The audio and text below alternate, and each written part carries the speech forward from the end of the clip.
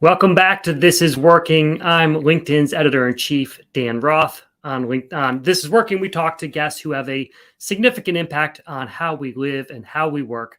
Our guest today is Charles D. King.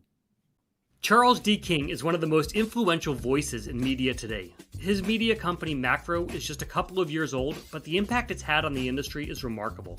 It started with Fences with Denzel Washington and Viola Davis, which was up for 4 Oscars. And later, Judas and the Black Messiah, which became the first movie with an all-black producing team to be nominated for Best Picture at the Oscars. But before he was producing hit after hit, he was an employee at the mailroom of talent agency William Morris Endeavor. With a law degree from Howard University, he had just tucked away. He worked his way up to the top, becoming the first black partner in the agency's 100-year-old history. He was repping the industry's biggest names, Oprah Winfrey, Tyler Perry, Janet Jackson, but he decided to leave it all for an endeavor that would disrupt Hollywood when it needed it the most. Charles, welcome to This Is Working.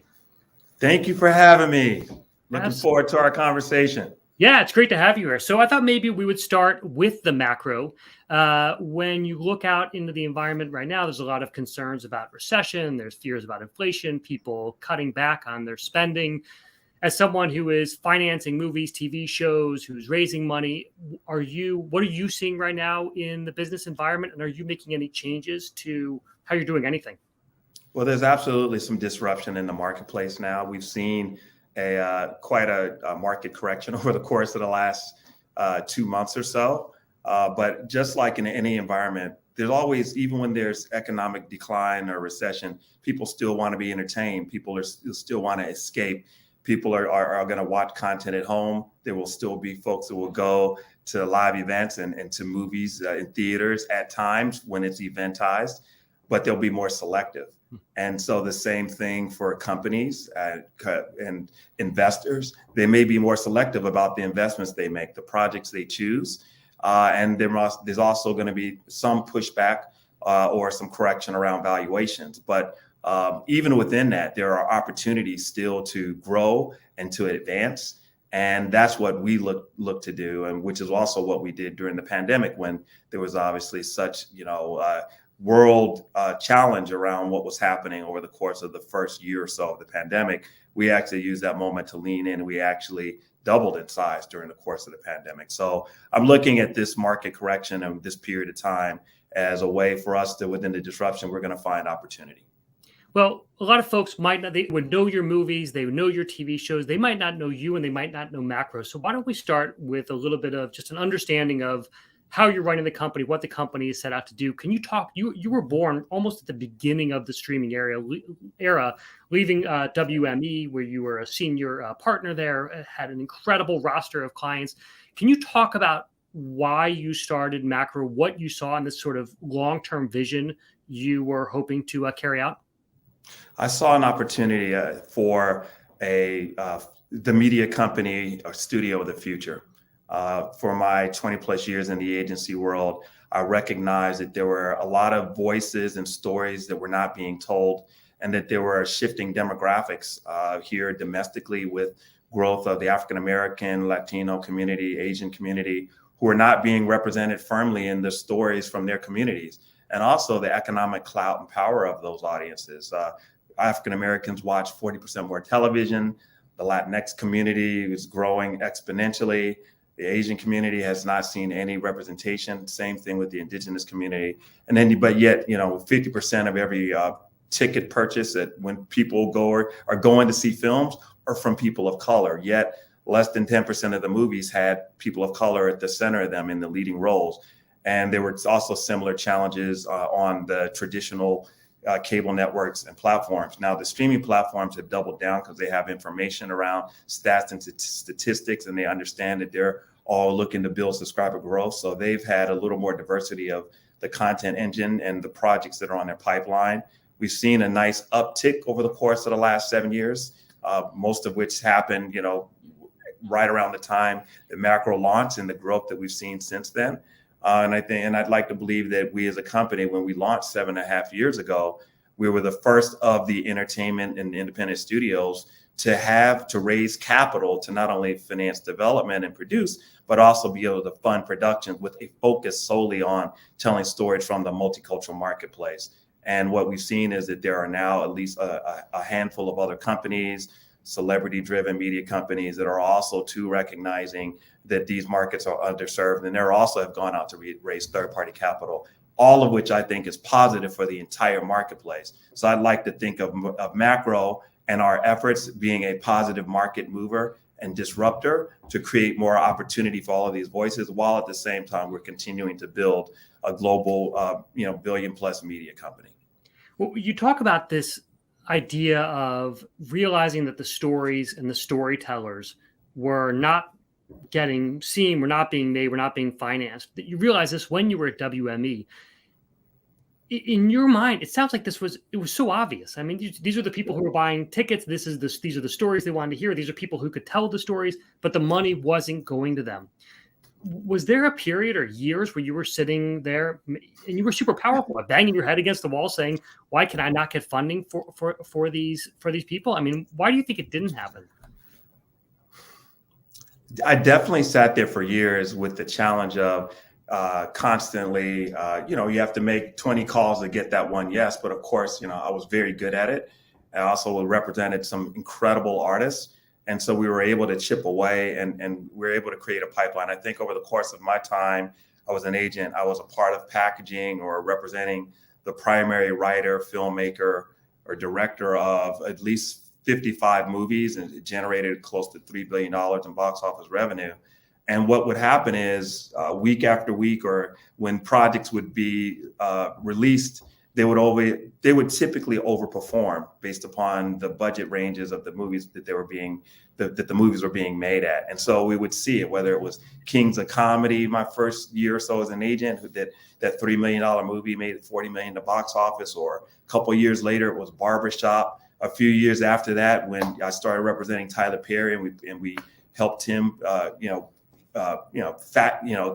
he basically co-financed his first movie alongside Lionsgate. That $5 million movie did over 50+ million at the box office and created it was the foundation of this massive business that Tyler now has built, and he had the vision for it. And I was just his agent, helping to be a part of effectuating that vision. But I would just see it week after week when various clients and artists I was representing, when their movies would come out or their shows would be released on platforms. And it was clear that there was a market that was underserved, that was hungry to see themselves on screen and weren't being represented. And I recognized that the true power in being able to effectuate change and to build was to raise capital, to do it independently and in conjunction with distribution partners. And that's exactly what we've done. And we brought in great partners, and we've been building, and it's been great. We've had Tyler Perry on the show a couple times, and it is exactly what you're describing, which is you have this incredibly clear vision, and then the money follows. You would think that in standard economics idea, suddenly all the money pours in. This is a vision is now proven out in terms of the economics. Everyone decides to copy that. The economics come down, but it hasn't. That it wasn't the case with you or with Tyler, really, where you saw something, it turned out to be true. The returns were much higher than anyone expected, as you said. So I just find it surprising that this. Let me ask you this: was it surprising to you that other people weren't copying your formula? Well, you can always, people could try to copy different formulas. I wouldn't say. I mean, look, Tyler was such a unique individual. He cultivated his audience for years from the theater world, and he was so authentic and specific, and continues to be. I mean, he has a rabid audience and fan base that he's cultivated for years, and they're loyal to him, and he's done a great job really supersizing and serving this amazing audience. So people could try to copy that, but I think it would be challenging to copy it. But what you could see is that there's an audience that's not represented, that wants to see content that represents the spectrum of their communities. And even when you look in the multicultural marketplace, African-American, Latinx, Asian, they're multifaceted. And so there are huge swaths of interest within every community, and not just one, monolithic way of telling stories. And that was the other thing, where it was clear that there were other stories to be told from every one of these audiences and other ways to tell them. And that's what we've been doing at Macro, which is one of the reasons why we leaned in on making sure that not only were African-American communities being served, but Latinx and the Asian communities. And we're also making sure that the content that we're creating is very culturally authentic and very real and specific to them, but also too has universal appeal, such that it's content that's a level of excellence and quality to the storytelling and filmmaking, where others and a wide audience also has appreciated and will continue to do so. And so just because it has people of color in the leads, I mean, we've clearly seen this from some of the biggest movie stars in the world. Look at Will Smith, look at The Rock. They're men of color, and they're global box office icons and superstars. And they're in movies that are like eventized, and people love to see them on screen around the world. And so there's no reason why more of those stories can't be told, as well as smaller stories that may be more specific and culturally nuanced. And I've heard you talk in the past about the rubric and macro, the sort of 5 or 6 ideas that you use before you'll finance anything. Can you run us through those? I can run you through some of them. I can't give away all my secret sauce. But no, one of them, we have to have a person of color at the center of the storytelling. So the driving elements, the star or co-star has to be a person of color, period. There's no, hey, they're in the supporting character role, or, there's some representation. We saw them in the background there, but they weren't really the driver of the storyline. They have to either be the lead or a very strong co-lead. So like in the case of Mudbound, it's an African-American family, it's a white family, 2 of them coexisting, during the Jim Crow sharecropping, during that world, during that time. And so it was showing these 2 families during that time. But we need to make sure that if you're not the lead, you're a strong co-lead and you're a driving element of the storytelling, the filmmaker, the writers, and also part of the producing team. We also want to make sure that the projects that we're making are also fiscally and financially responsible. So we are a for-profit company, so we want to make sure that every project, really you look at it and you analyze what's the best platform. Should you make this movie independently? Should we finance this project with a distribution platform, with a studio, like we did with Judas and the Black Messiah? Or perhaps this is a project that we should make with a streamer, and you're the studio delivering the movie to a streaming platform, and you have your economic return from that. And you look at what is the right way, what's the right platform and partner to align yourself with when you're going to go and tell that story. So we want to make sure that they're going to be profitable returns. The other thing is we also look to the excellence of the storytelling and who's the driving filmmaker behind it. So whether it's a young filmmaker, like I think we financed or produced over 9 first-time movies with 9 first-time filmmakers, or whether it's an A-level movie star who's getting behind the camera, the way Denzel Washington was the director on Fences, but he had a unique point of view and perspective on how he wanted to tell that story. And so those are 3 of those all right. That's a good start. Of our 6 rubrics, but there are a few others as well. All right, we'll try to tease out the rest throughout this interview. I want to give a shout out to some people who are joining us on the stream here. We've got Philip, a theater arts student at Howard; Javel, a content creator from Kansas; Zena, a marketing professional from Maryland; Tracy, who also worked at WME, who says you've done amazing work. For anyone tuning in right now, this is working. We have Charles D. King. If you have questions about making movies or media, any kind of content creation, put them in the chat, and we'll get to them. Charles, would you talk a little bit about how you're making these decisions with first-time creators, or even in the case of a Denzel Washington, where obvious star, how do you decide, as you said, you put him behind the camera, or, finance something where he's behind the camera? When you're taking, I feel like a lot of people that you don't necessarily, especially when you are in the financing business, the fewer risks, the better. So how do you make that decision with someone who doesn't have a track record, or doesn't have a track record in the exact area that they want to go into? When do you decide that you say, yeah, we're going to make this bet? First and foremost, we're sitting down with filmmakers and artists. I'd say the biggest thing is, what's the why? What's their purpose? Why are they looking to tell this story? What's driving them? What's the passion behind it? When I was an agent and was part of identifying and starting to represent artists well before their careers took off, and understanding the impact that they were going to have with their work. It's a similar lens that we've taken here at Macro when we are sitting down with filmmakers, and my colleagues and my partners are sitting down with artists and filmmakers. We want to see what the passion is, what's the energy, what's the purpose, what's the why. When we use this analogy every time we are contemplating a project that we're going to get involved in, but we think about when there's a gun and you've got, like, say, 6 bullets you can put into the chamber of gun. Are you willing to use one of those bullets? For not only the filmmaker and the artist, like, what's their passion and why they want to tell the story? What are they looking at? Are they looking to effectuate change? How are they looking to entertain audiences? But also, too, for myself and our colleagues, want to make sure we're just as passionate and as thirsty to tell the story as the artists that we're aligning ourselves with. And then we're going in partnership together. So if anything, I was thinking about this, there's like three P's that we look at. What's the purpose? What's the passion? And what's the partnership? And so those are 3 key things that are analyzed, in addition to overlaying the macro rubric, looking at what are the potential financial returns and modeling. We do all of those things, but you can't take out the artistry, creative side of it as well.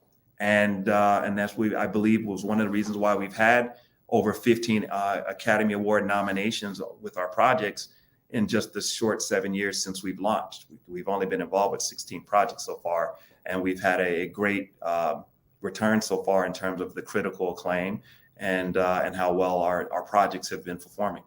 And I saw a number, and this is about a year old now, where 80% of your projects were profitable, which is pretty unusual in Hollywood. That is not a number you typically see. Yeah, we've been very fortunate. It's typically 80%, I think, underperform, and then there's the 20% that are outliers. So we've had 20% that haven't performed. There have been a few that haven't done as well financially, and then at least 80% of them we've either broke even or made a slight profit. And but we got to get a few of our projects now. The next step will be, of those 80%, we got to have 20% of those at least overperform and get some global, theatrical returns. I've got to figure out how I can partner with my brother Ryan Coogler, someone get a Black Panther in there, and really have our portfolio, go to new heights. All right. Well, you've been just as picky. We talked about how you were deciding on who you're going to back. You've been just as picky, or you were at the start of Macro, on who was going to be your partners financially. Can you talk a little bit about how you were making those decisions on who you wanted to help you fund Macro, how you're making those decisions on who gets to be part of the club, and what kind of advice you would have for anyone else who's raising money? Yeah, I'm glad you brought that up, because I've been, it's been an interesting process, in building the company and aligning ourselves with incredibly thoughtful, mission-aligned partners who are also savvy business people. And I've been very blessed with the partners that we've had, who have been long-term investors, who also see the business that we're building, but also we're mission-aligned with the quality of the content, the storytelling, our mission to make sure that there's representation in front of and behind the cameras, as well as our mission to economically empower communities of color. And so once I recognized that I needed to make sure that who we bring into our family was mission aligned, it became clear, for those that weren't, it was very easy to say, well, I shouldn't say it was very easy. We were able to choose to walk away from partners that were the wrong partners, and find, just these great partners who've been with us along the journey.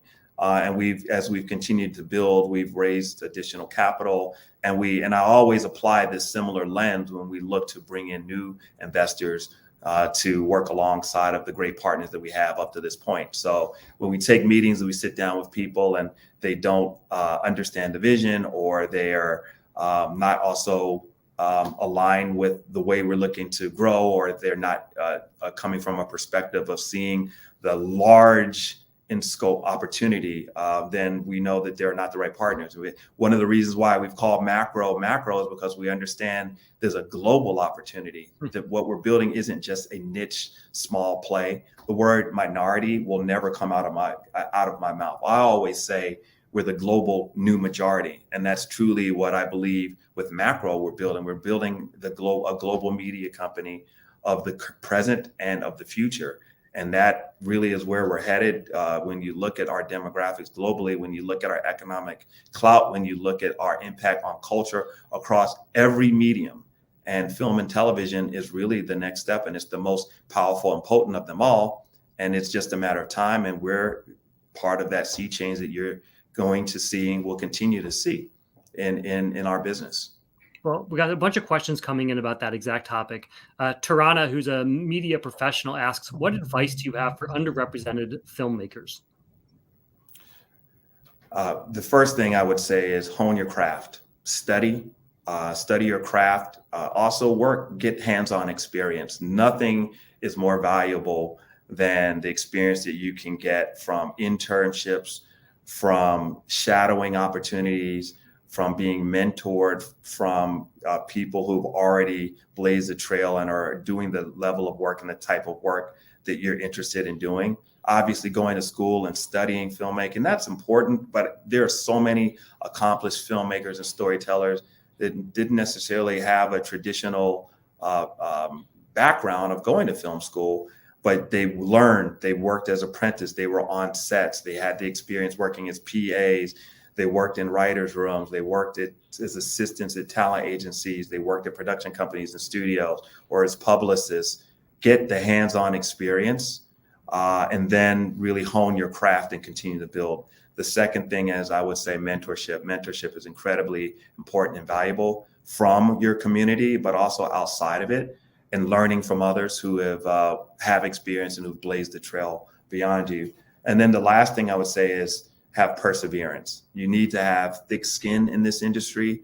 You need to believe in yourself, have confidence in yourself, know your truth, and never allow someone else to tell you what your value is.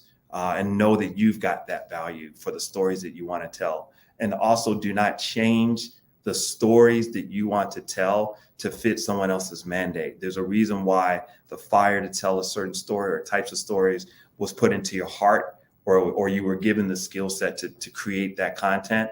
And just make sure that you're not creating content just because you think it's going to perform in the marketplace, or this is what's going to sell. Make sure it's coming from a place of true artistry and passion. And that's where I believe real success and transformative change happens. It's not from following the road of doing the same regurgitated content that you've seen 20 other times. Well, I feel like we're talking a little bit about your career. You have owned your own story, and you've sort of, it seems like, known exactly the path that you wanted to go on. You've got these long-term 10-year plans that started when you entered the mailroom at WME. So how did you think about your own career?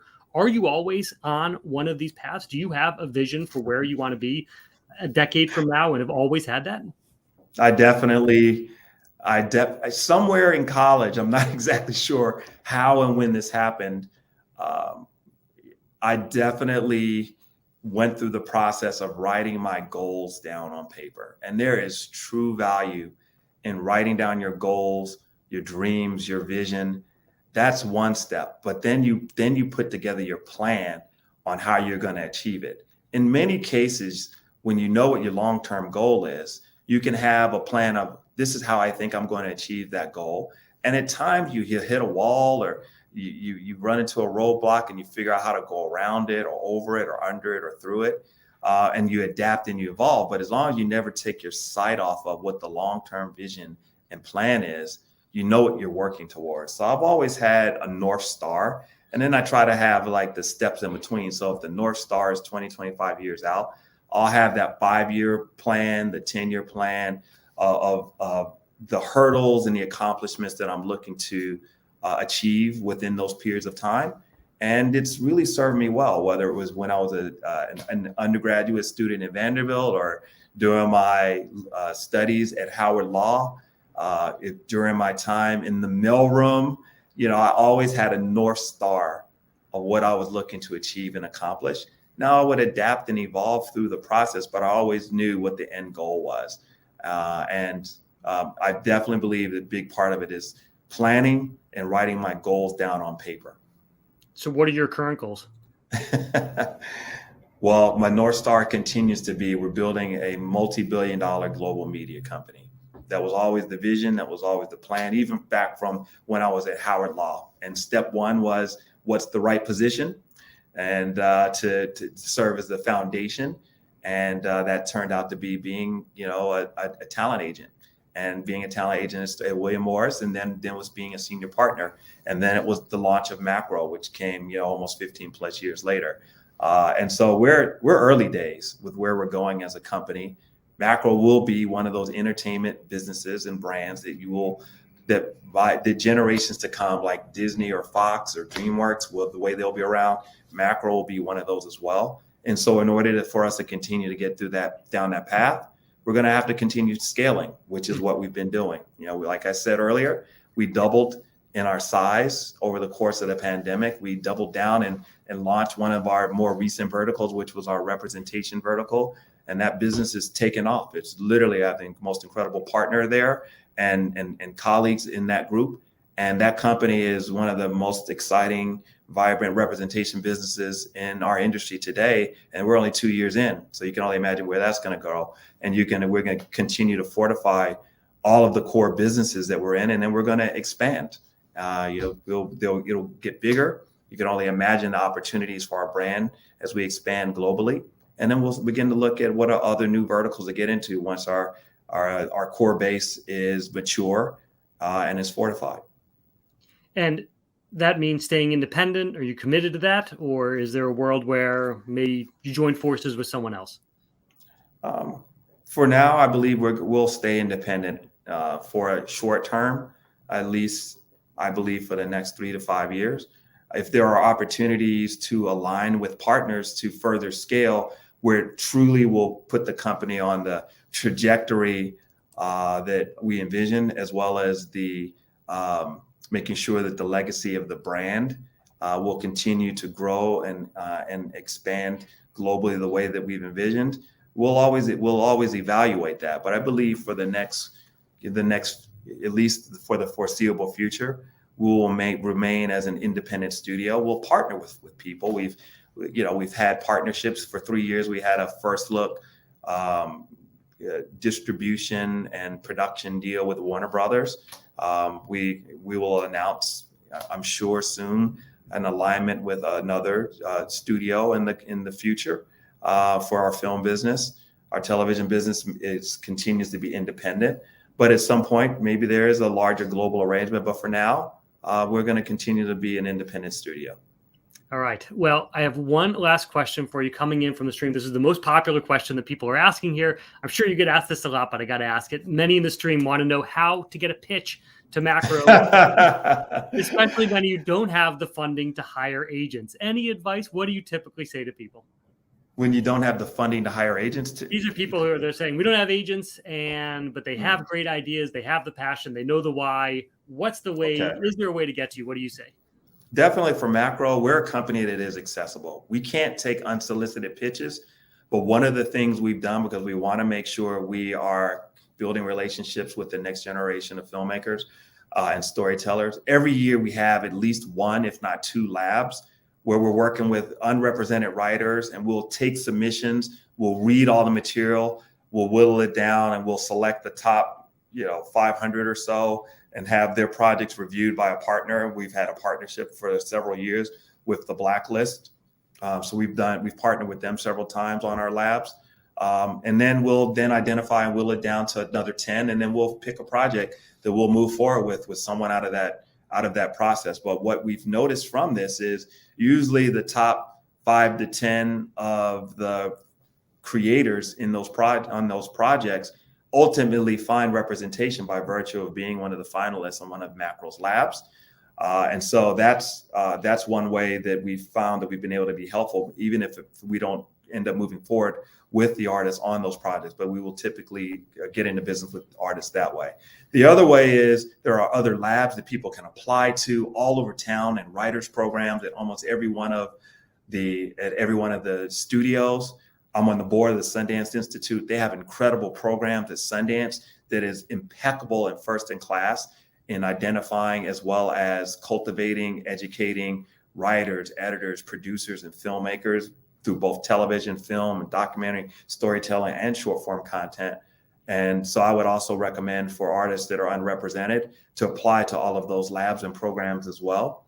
And then I'd say for being on the hunt for representation, we have a representation group now that represents A-level filmmakers and movie stars, but they also are signing and representing the next generation of voices. So I would say get in front of them, but there are other companies as well. The last thing I would say to those creators who are trying to get acknowledged, the days of the traditional studios and agencies calling all the shots of, hey, please see my work or get my film made, with the way that we're able to, and creative storytellers can create content and put it out on social media, can create a short form digital series, can create a sizzle reel, create a proof of concept short.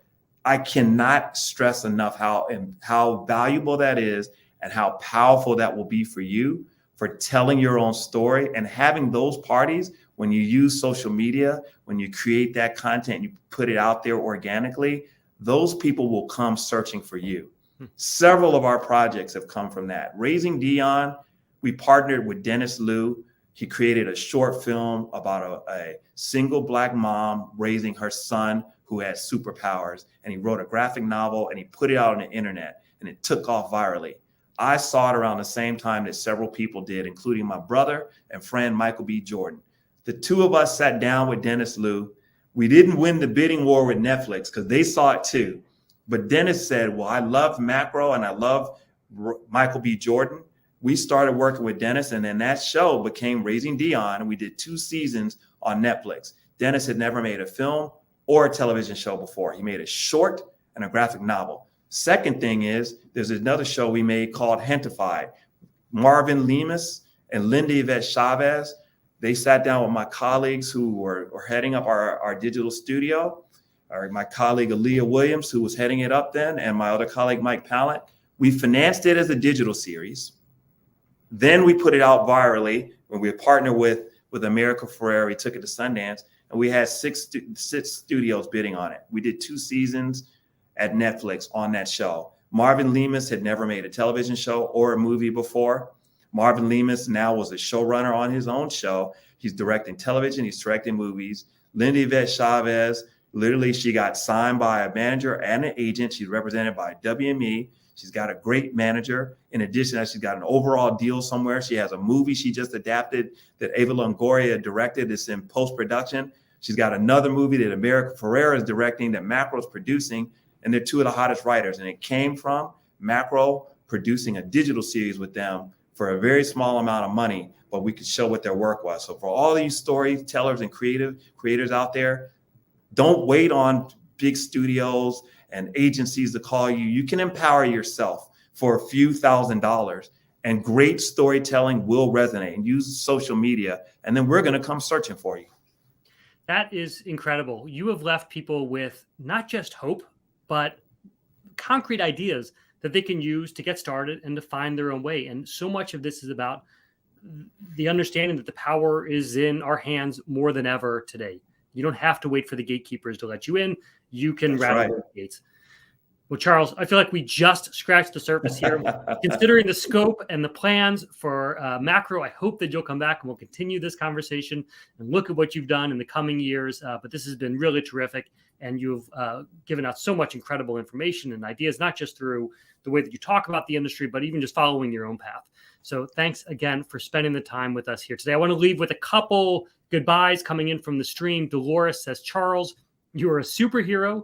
You flew in and saved the day. And Kat says, Kat, who's a first-time filmmaker from Nevada, says that she is inspired by your work. So Charles, thank you very much. You've left a big impact, and we will hopefully see you on This Is Working again.